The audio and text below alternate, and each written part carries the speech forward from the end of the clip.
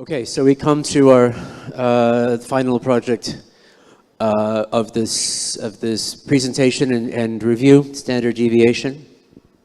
Thank you all for sticking with us for the duration of the conversation. I think you'll find this to be well worth it. So, as I mentioned earlier today, this one of the themes that we've been discussing in various ways is really the agency of design. And as you'll see in this project, the question of a design agency, they take quite directly as their own medium for commentary and for intervention.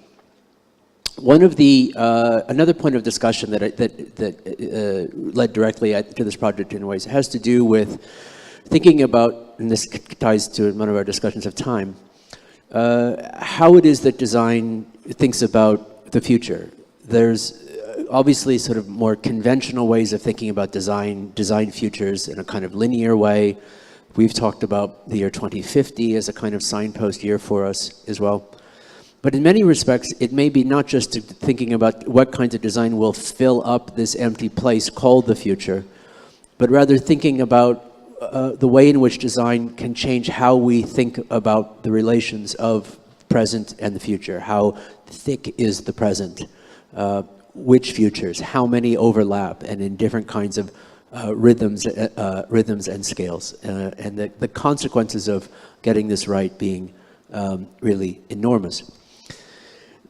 Building on that, we're interested then, as you will be, I should be quite clear from the 7 projects that you've seen so far, is that the status of models to enforce themselves on the present is something that we take as a serious question of governance and of design. One of the ways in which we currently have models of the future that already enforce themselves on the present is through risk models, including seemingly rather boring things like insurance, and how the modeling and pricing of risk becomes a means by which design, the constraints by which design takes place. And as standard deviation will discuss, in many ways, liability and risk have been the anonymous slow hands of design for some time. What would it mean for designers to take this situation seriously and put themselves in the position of an agency that deals with risk, directly? And so, on the one hand, it may be strange to seemingly strange to conclude a project that is dealing with risk and liability models as the basis of its progressive design. But if I told you in the late 80s that all of the cool kids would be moving to Berlin to working on avant-garde accounting applications, you would have thought this wrong. But in our blockchain circumstance, this is in fact what's happened. So, it's with great pleasure that I introduce our final project for this showcase, standard deviation. Thanks, Huey.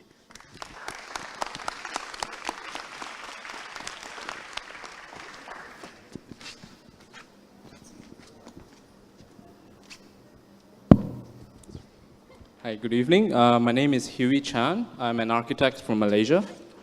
Hello, my name is Vsevolod Okin. I'm an economist from Moscow. Hi, my name is Christopher Burman. I'm an artist from London.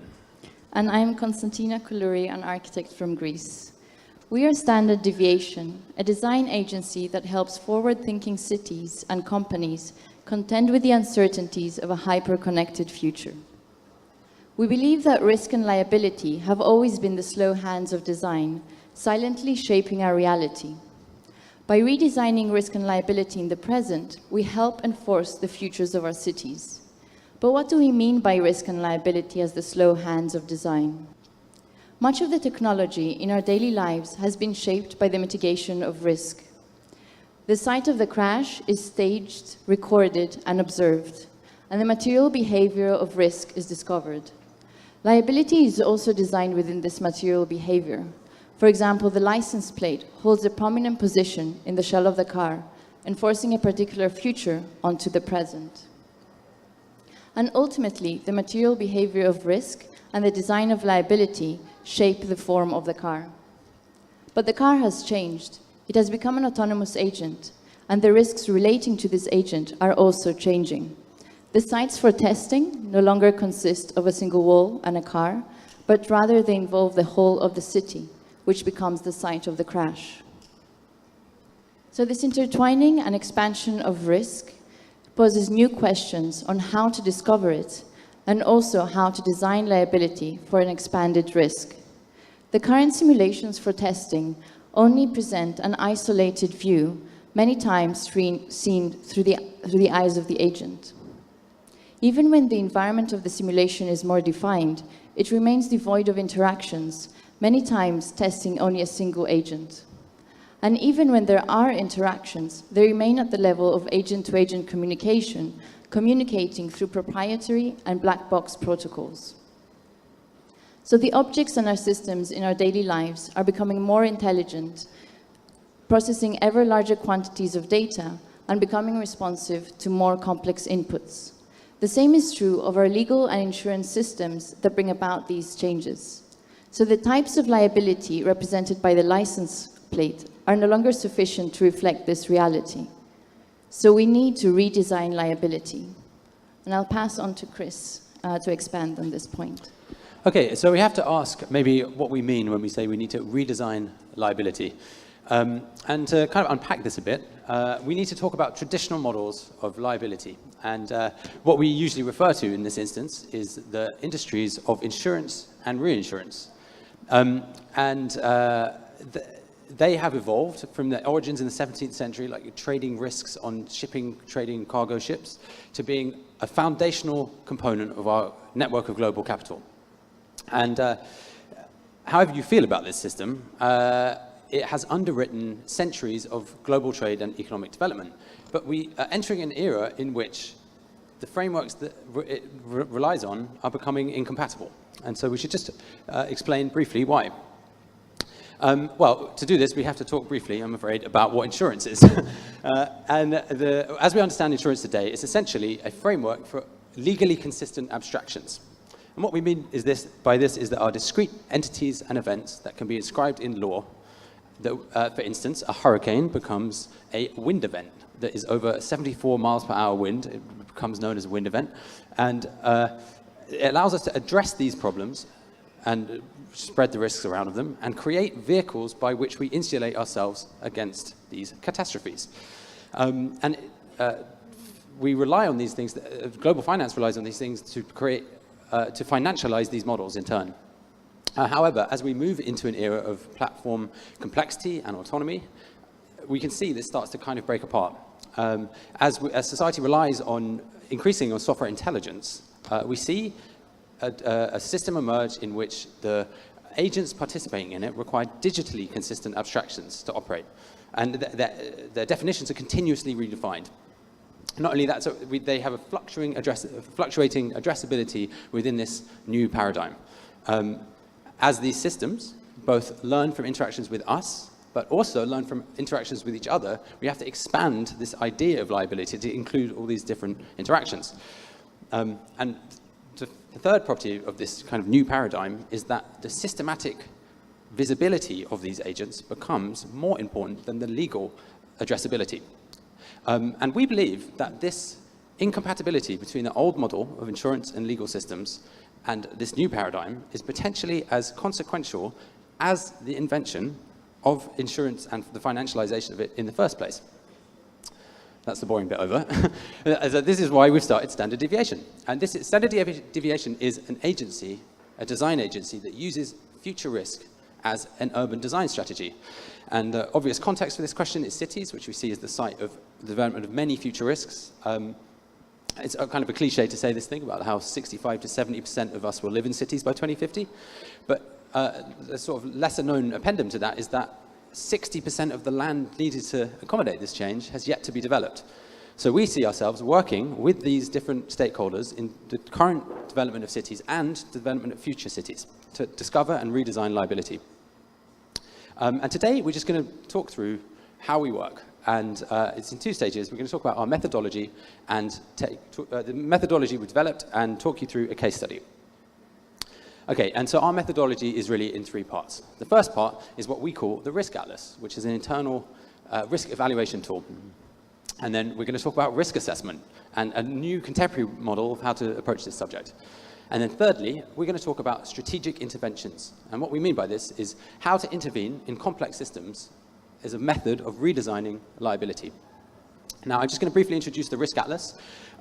This is this tool we've been working on, which is essentially a method of aggregating as much research and essentially aggregating clues from the digital environment, from fake news, strange news, from legal documents, from the output of conferences, to scraping the deep web. And we use this to create risk territories that bring in all of the actors in these long chain kind of new territories that we enter into as we see risk as a non-geographic event.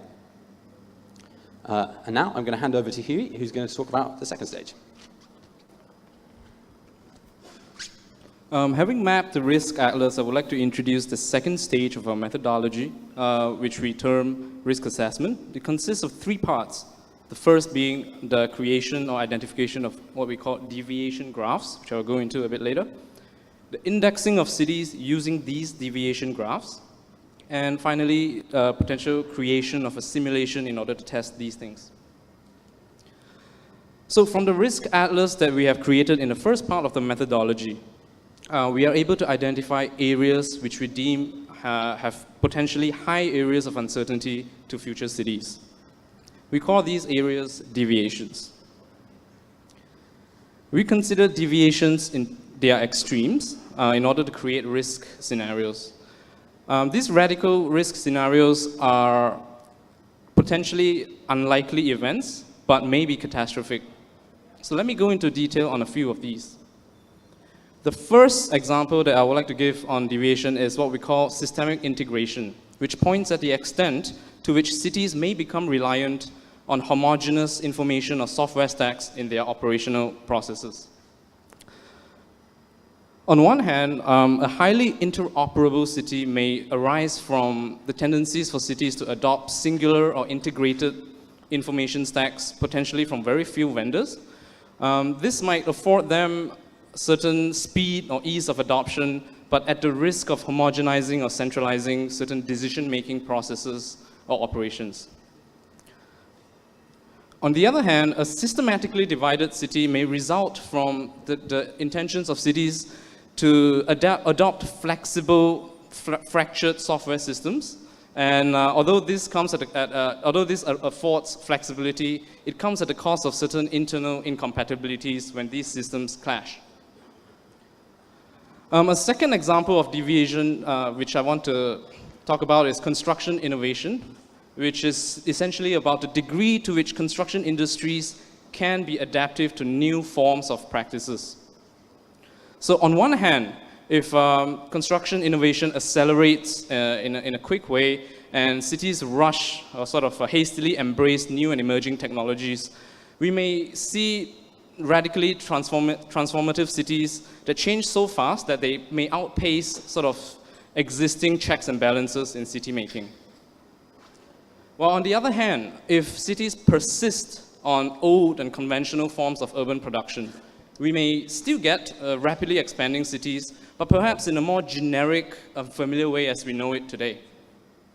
And the last example of deviation I would just like to raise is the idea of cognitive demand, which points at the changing levels of mental stress imposed by urban technologies on citizens. So on one hand, the attention-seizing city is basically the idea that technology comes to the foreground in the way that citizens experience and produce images of the city. And the competition for this limited resource, which is essentially the citizens' cognitive ability, may actually produce a situation where civic life becomes essentially a new form of labor. While on the other hand, a cerebrally effortless city is essentially the scenario where technology recedes into the background of the city. And although this places less sort of cognitive demand on the user, it potentially renders technology as an inaccessible, non-participatory black box. So it's, it's useful to point out that these 3 examples are just a few of the many deviations that we have cataloged in our library, in the Risk Atlas. And I would just like to reiterate that these scenarios are not something that is particularly to be avoided, not to be embraced. They simply are, perhaps might be future manifestations that may happen by accident. So how do we use this deviation? One of the ways we do that is to put them in a basket when we apply them or analyze them against a particular city, and in order to build a risk profile of that city. So as we go on and construct multiple risk profiles of cities around the world, we are able to aggregate and build up on this index of cities. And with these indices, it may start to inform the creation of our next step, which is potentially a city simulation where we start to draw in as much real-world data as possible to test and to inform us on the next stage of our methodology, which is the creation of strategic interventions. And I'll pass on to Seva to explain more on this point. Thank you, Huey. So once we're finished with the risk assessment part, we can proceed to our third and the last stage of our methodology is actually designing of strategic interventions. What does it mean? It means just development of risk management tools. So as long as we still work in the systems that still exist, we use some of the traditional approach. Those are 5 risk management strategies: accept, avoid, transfer, mitigate, or exploit the risk. The strategy we use depends on our clients' capabilities, needs, and desires. On top of that, we still work in legal and financial traditional frameworks, but we expand these frameworks to many, many more unique ones, so we create this strategic interventions matrix. So how does it work? For instance, in case the nature of our risks is inside spatial framework, and due to some reasons we decided to mitigate this risk, we use dynamic geofencing as a strategic intervention tool. Further, I'll go on more details and explain some of these examples. So, in the first case, we looked at the iRobot, the producer of Roomba robot vacuums. So, these robots, they build the actual maps of houses when they operate, and when they operate in order to navigate around the house. And today, the company is considering to sell this data to third parties. We were interested to investigate this case in order to understand future potential risks. So we followed our methodology and created a simulation. A simulation showed us that future urban environments could be shaped by the data gathered by Roomba. So literally, the vacuum cleaner becomes the designer. In the next, no, it's not the next example. And this case we recognized as an opportunity for the company to capitalize future city development. And we crafted patent descriptions and illustrations of this future Roomba city. In the next example, we looked at cities deploying different autonomous agents. From multiple vendors, and that's the most important part, because we recognize that it brings the chance that the city is being highly fragmented because it operates within different separated systems. So we introduced the strategic intervention called dynamic geofencing. Dynamic geofence creates shared virtual boundaries between these agents and establishes communication protocols between these systems. And the final example, we analyzed and compared city indices. And what we realized that some of the cities have risk profiles that are complementary to each other. So we use this as an opportunity to create this partnership tool for the cities. It's called city-to-city index pairing. So it encourages cities for joint investment in order to offset the risks against risk profiles. So these were examples of strategic interventions. So through our methodology, we're trying to rethink liability.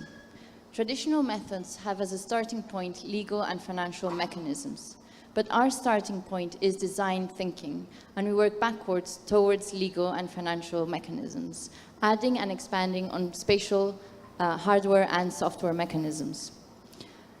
Having as a starting point design thinking, we want the design of liability to be an iterative process and not fall in the rigidity of legal and financial mechanisms. This is, sorry. This is why Standard Deviation, as a design agency, strives to mobilize risk and liability as urban strategies. Okay, and just to finish up the presentation, we're going to give a case study of a city and explain our methodology through the case study. And we're going to focus on the ability to produce simulations to test this methodology, but also, most importantly, iterate and develop our own strategies as we keep working.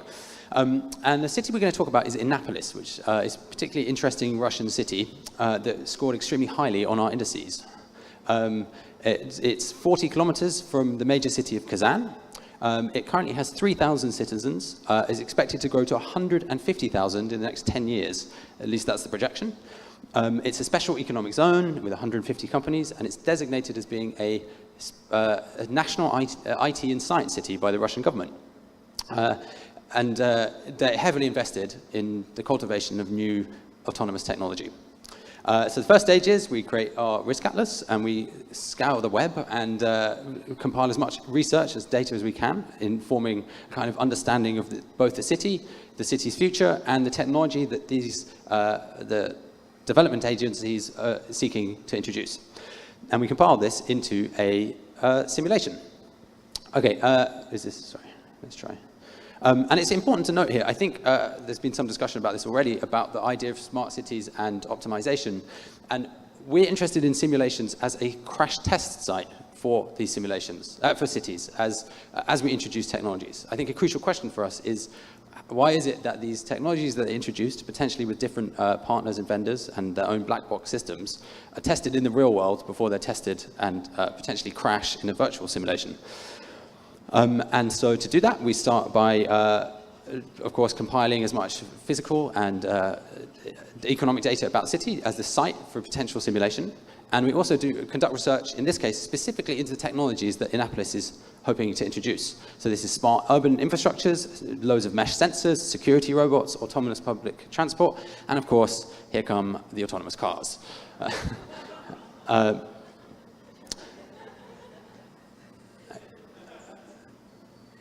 Okay, and so we put these all together, and we are trying to create an image of Innopolis for ourselves to understand the future risks, and use simulation as a tool across time and space to kind of aggregate the traces of these behaviors. And it also allows us to kind of introduce imaginary or like developed agents that scour the city, detecting risks, calculating new potentials, and understanding the city at different timescales.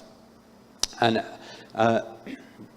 as you can see, the kind of city turns into its own risk detection mechanism, and you can start to observe where crashes, overlaps of behavior, like incompatibilities start to emerge.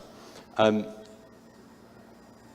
one crucial point about this is that it's important for us to see this city and this simulation through the eyes of the agents that may occupy it. And this, there's multiple reasons for this, but it's primarily because the agents who occupy this space have their own kind of demands, potentially. And we aim to work with real software providers who may give us access to their APIs and their sensor mechanisms to create imaginaries of this city as seen through these agents, understand actually how they interact with each other and what it is that's driving their behavior. And then we can kind of aggregate this together and use this as a real-time update for the kind of risk indexes that we're talking about, and to understand actually what interventions change these risk profiles. And it also allows us to stress test various of our design interventions. So for instance, we can introduce 250 crowdsourced volunteers to run a mock in a simulation and actually see what will collapse. We can also reconstruct geofencing to understand what kind of public spaces emerge between agents and between publics in these spaces as we go into the future. If we can barricade off aspects of the city, can we delineate new forms of the urban realm?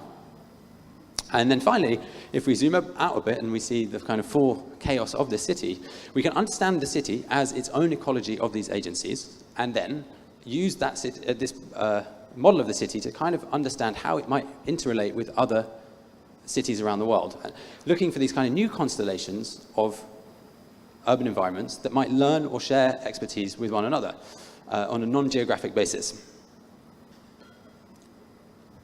So coming back to our starting point, risk and liability as the slow hands of design, what we're interested in is understanding the slowness of the hand. We're trying to redesign liability as an iterative process where we think and assess risks and come up with strategic interventions and then work backwards to rethink and reassess these risks. So we want to constantly be updating notions of risk and liability as city infrastructures become more and more intelligent. And once more, this is why Standard Deviation is a design agency striving to utilize risk and liability for urban development. Thank you.